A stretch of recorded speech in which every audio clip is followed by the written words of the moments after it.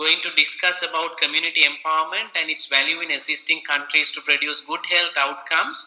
And I'm going to base my presentation on Sri Lanka. Sri Lanka is an island nation which is in the Indian Ocean, and I will use Sri Lanka as a case example to illustrate how community empowerment can contribute to produce good health outcomes.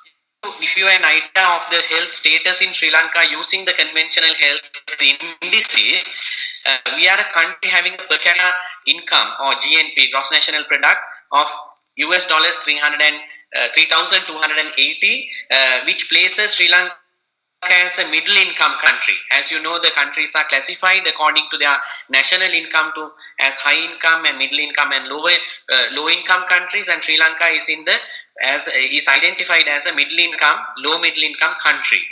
So despite Sri Lanka being a middle income country, even before we became a middle income country, we had achieved quite advanced status of health. When you look at the health indices, particularly if you look at the life expectancy at birth, which is high, for males it's 70.5 and for females nearly 80 years.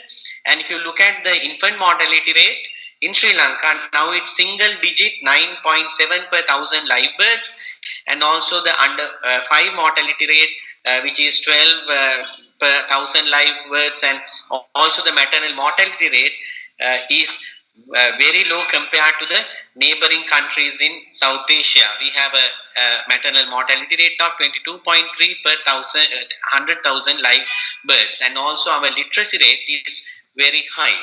And I'm going to discuss how we made these achievements from a historical point of view. Look at how these indicators fared during the period from the independence. Sri Lanka gained independence from the British in 1948, and if you look at the historical timeline, the crude mortality rate declined, and our fertility rates also declined, and you can see the per capita income was quite low in the 50s and the 60s. So despite the per capita income being low, we were still observing a declining trend for the key health indicators like maternal mortality rate, the infant mortality rate, and even other indicators which are not depicted in this picture. So there are many theses presented how Sri Lanka achieved this impressive health status when you look at these indices.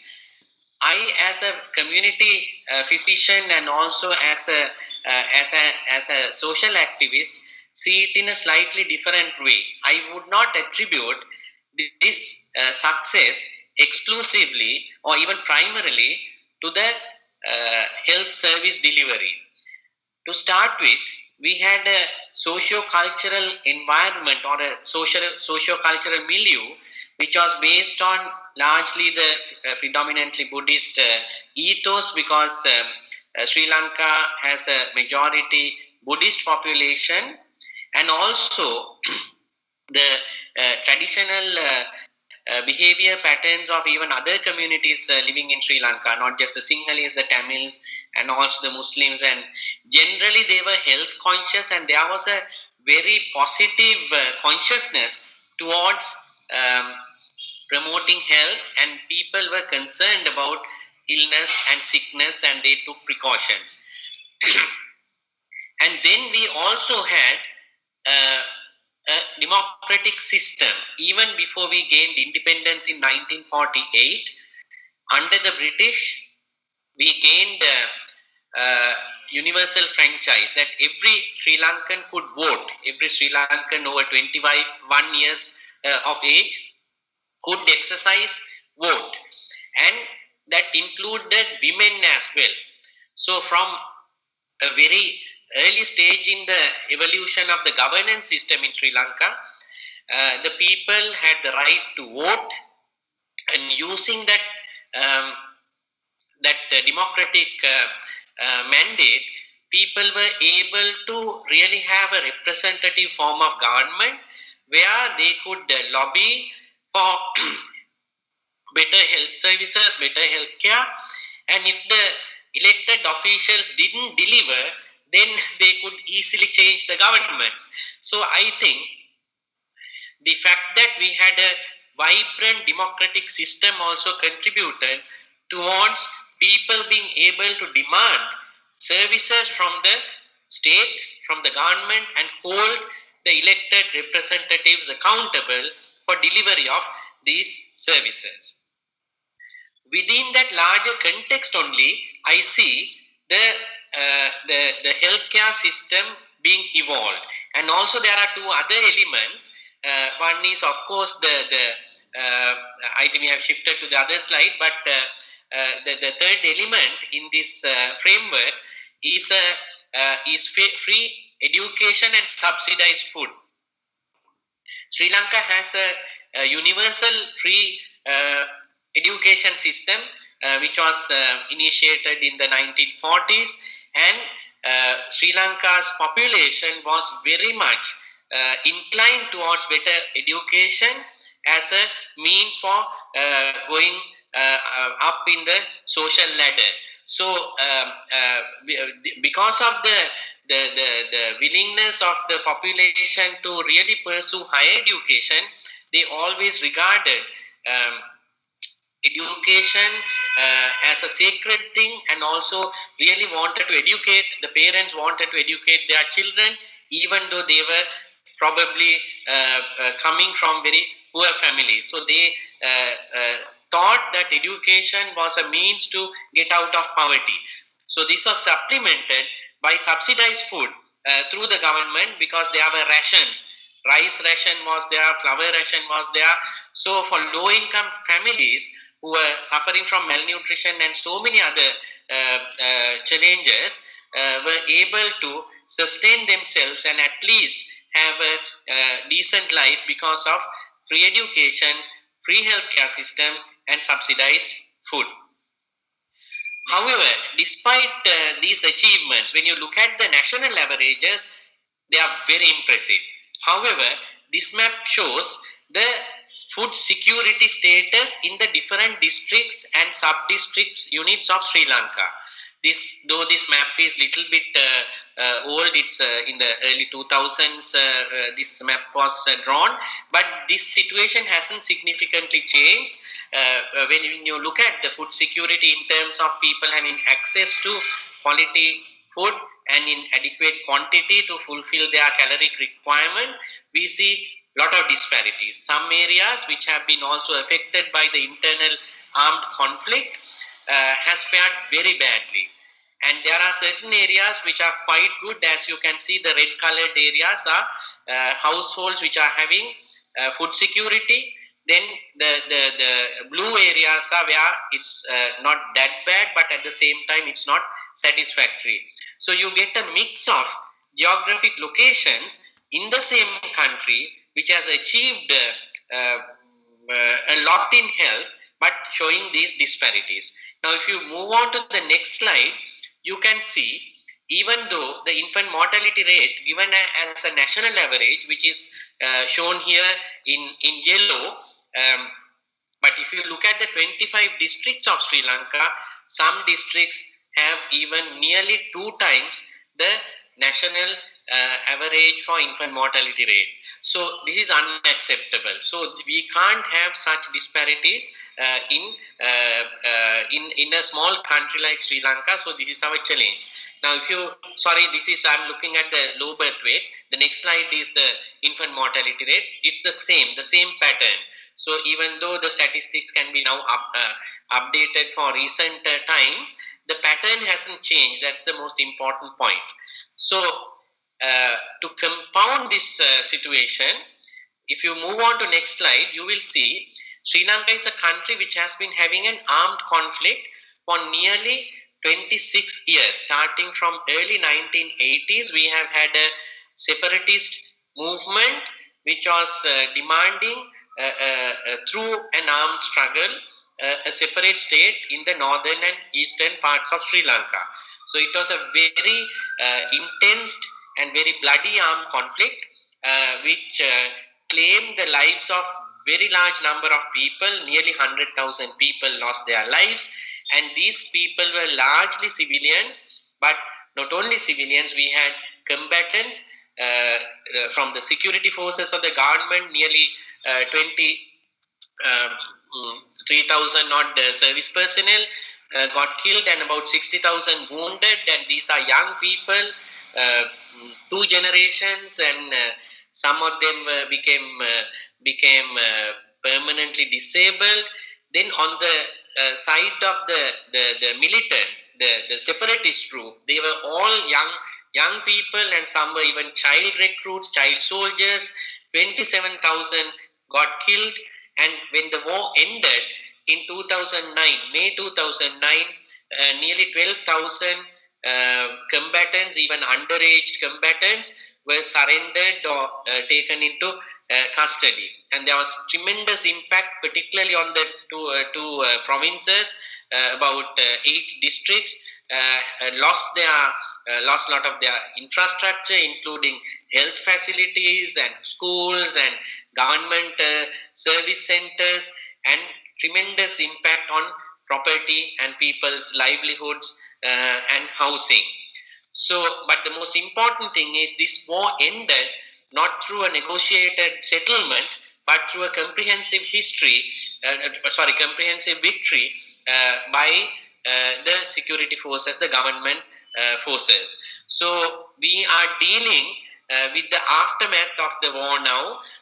The war ended in 2009, so now we are in 2000. There are additional challenges that our health system and the country is facing in relation to dealing with the aftermath of the war.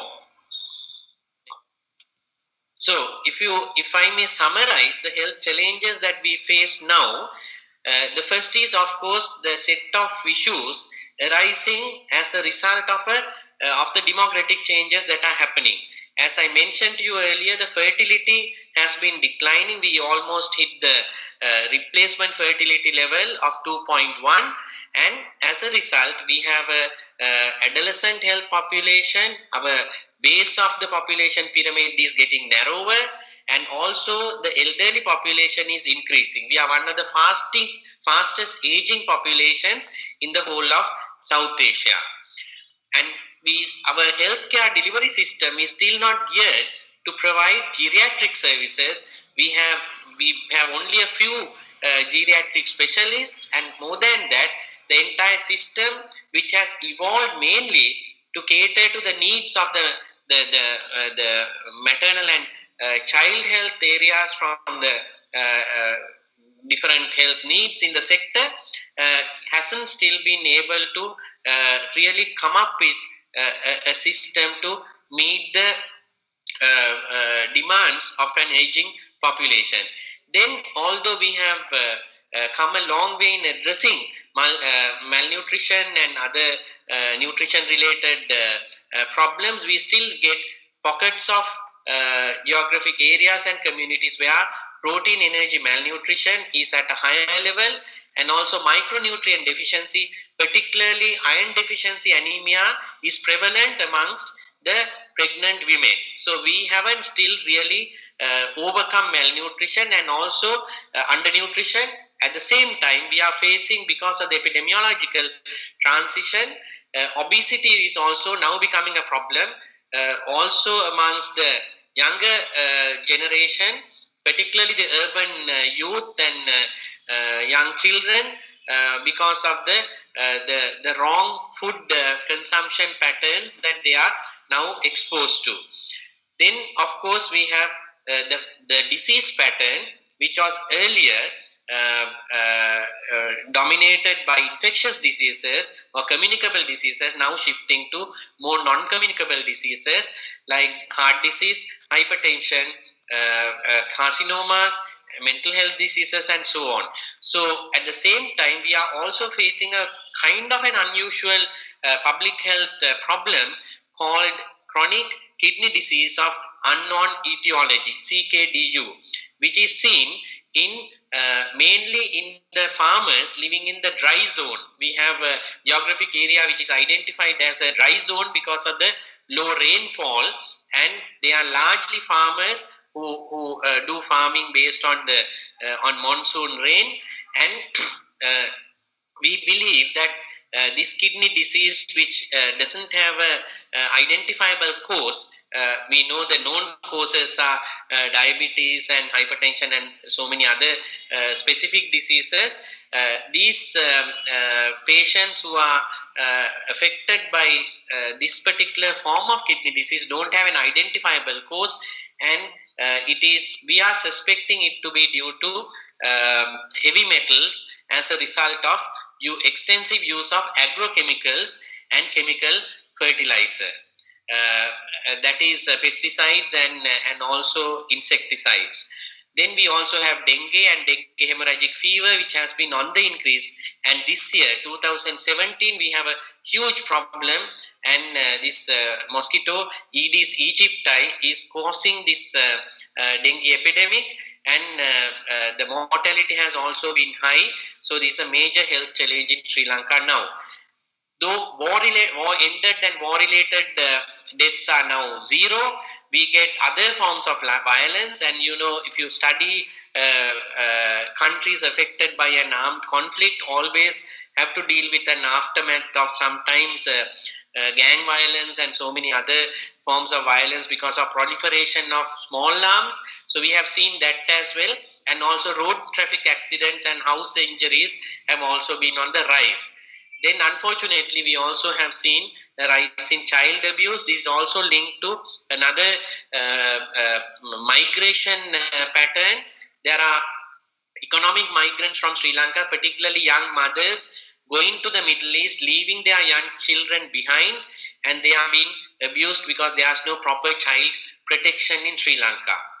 Then, as I mentioned earlier, the war had a big toll on lives and livelihoods and people's, there is trauma, and there are especially psychological trauma. We also see PTSD amongst the former combatants. So this is also another important area that we have to deal with. Then mental health problems, not just war related, but other problems are also there, and substance abuse, which are also the tobacco, alcohol, and drugs. So these are the key health challenges that Sri Lanka faces today. So in this context, how do we view community empowerment, and how can we then use community empowerment to address some of these challenges so that we can maintain these good health outcomes that Sri Lanka has historically produced? So I still believe that despite these challenges, even if you look at the mortality, morbidity patterns, we are facing a huge challenge, but I'm still convinced that we are still a model for achieving good health at low cost. Even being a middle income country now, I think the delivery of health services and access to health services, when you look at the universal health care framework, all indicators direct us to places us as a country which is performing well. However, disparities are a major concern. So we believe that in order to address these disparities, people need to be much more engaged in the delivery of healthcare services. So now, in order for people to be more involved, we also need to have the health sector itself being more responsive than before, because to address disparities, you need the community and the health system and other stakeholders to work together as a team and find solutions together. There we see some major challenges. One, of course, is governance, because the governance system of the healthcare delivery system has always been top down, and it's a bureaucratic structure. Because it's a free healthcare system, the doctor is always making the decision, and the patient is not really empowered. So it's a kind of unequal relationship. So the governance need to be looked at again. And we also see some negative trends in the healthcare system now, where the doctors are taking trade union action to win their rights or to protest against certain government policies like privatization of medical education and things like that. So we have a bit of a crisis of governance in the health sector. Then we also have, although we have a free healthcare system at the point of delivery, and still it's a huge relief for poor people who cannot afford healthcare in the private sector. There is a lot of the level of expenditure on medicines and laboratory tests. Even if you obtain your treatment from government hospitals, is high. So that is what we call out of pocket expenses. So the level of, or the percentage or the proportion of out of pocket expenses is high in Sri Lanka. Then the private healthcare system is flourishing, and it's also expanding even to rural areas now. It's not just the private practitioners, the general practitioners who do private practice, but also the industry, the private hospital industry, which has been located mainly in Colombo and the rural areas in the country, setting up laboratory services, collection centers, and so that is really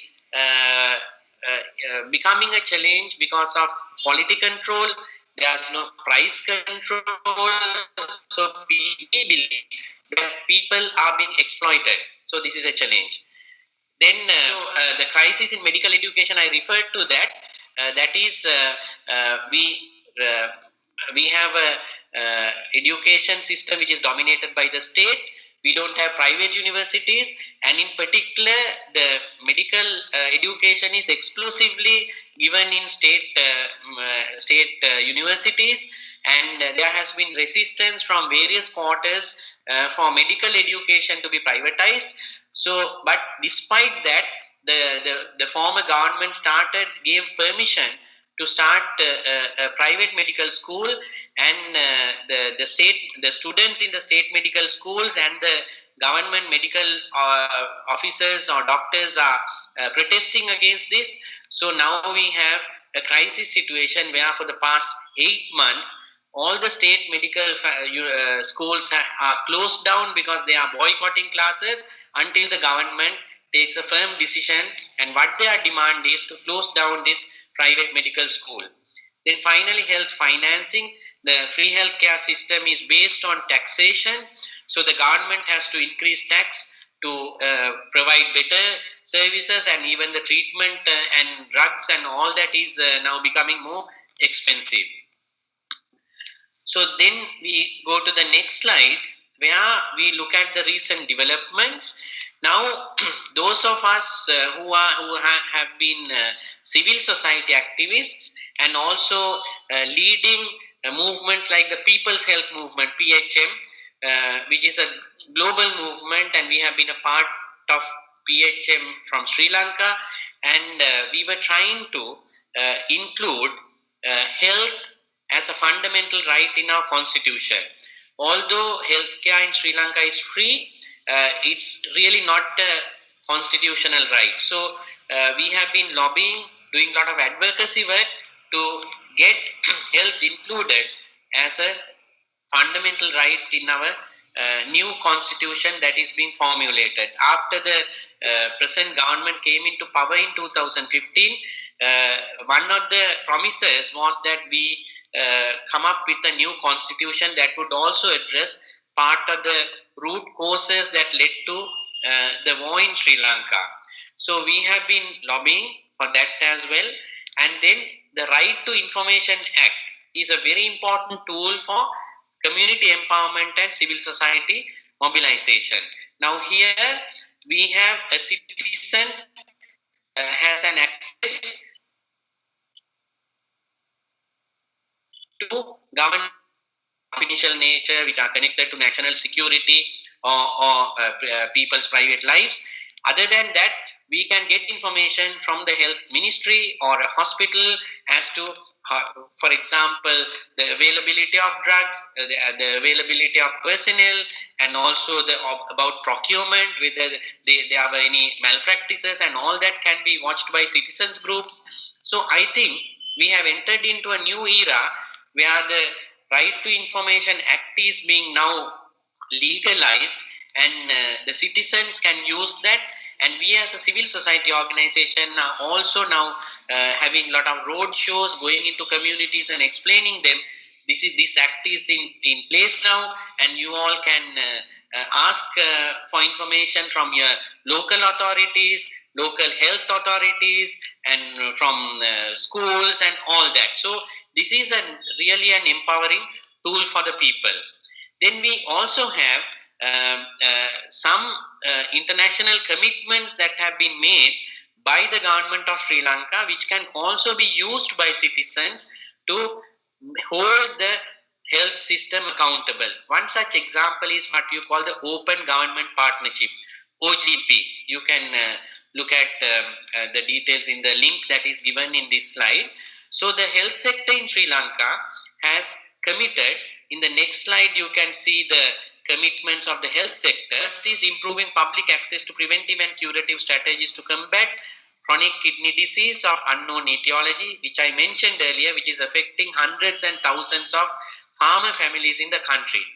Second commitment is to have a transparent policy to provide safe and affordable medicines for all. Even though the system is free, the healthcare system is free, people still can't afford some of the medicines that have been prescribed by even the government clinics and hospitals. So recently we have seen essential drug policy being implemented, and also much more transparent procurement processes to make the essential medicines affordable by the people. So that's the second commitment. And the third commitment is to come up with a national health performance framework. So each level of healthcare delivery will have to come up with indicators, key performance indicators, KPIs, which can be also monitored by citizens. Even though there are performance indicators that have existed for many years, internally for administrators to take decisions, they were not available or accessible by the people.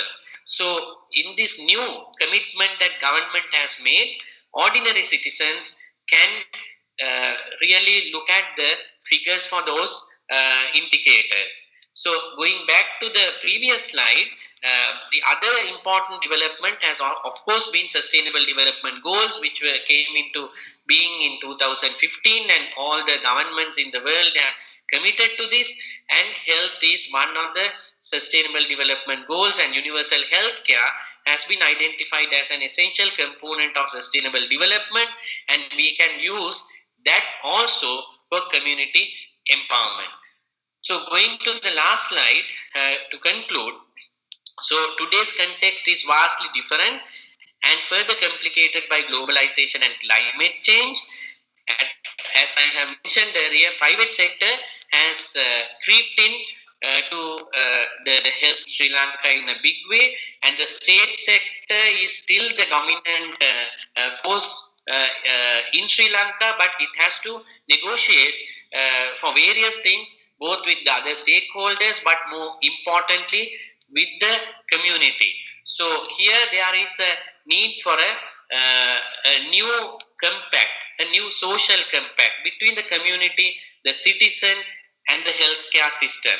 So we see that happening now, and also, of course, with the climate change, we are facing new challenges. And incidentally, as I speak to you now, my organization is involved in providing relief for two climatic events which are in two extremes. On one hand, few districts in Sri Lanka, about 6 districts in Sri Lanka, is affected by a severe drought. People don't have drinking water. At the same time, another set of districts are affected by floods and landslides. We have never seen such a phenomenon in the history of Sri Lanka. So it's very difficult for people to cope with emerging climate change issues. So we have to therefore come up with new models for community empowerment, and we believe that we have to reform the present primary healthcare system, which is basically which has evolved to cater to maternal and child health needs, but now it has to evolve to respond to non-communicable diseases, aging, reproductive health, and some of the emerging infectious communicable diseases such as dengue. And there has to be a new arrangement with the people and the state. So I'm very happy that the present government is committed towards getting the ideas, suggestions, proposals from civil society organizations in the planning process, and now we are sitting with the top policymakers of the government along with patients' rights groups who have been now given a seat to really sit down with the government officials to negotiate and also be part of the solution. So community-based organizations, CBOs, and the local government authorities, local government bodies need to also work together to address emerging needs. Then finally, I think the technology also offers us a great opportunity to not just to communicate with each other, but also to really do early detection of diseases, communicate with the health administrators using evidence at the ground level. So we are seeing new tools being evolved. Some apps are being developed by young entrepreneurs on disease surveillance and kind of mapping early warning system. So I think the community engagement with the state to address the emerging issues can be enhanced by use of technology. So, in combination of with combination of technology and people's willingness and also legislative framework, I think we can still maintain Sri Lanka's status as a country which has achieved a good health status with a relatively, comparatively low per capita income.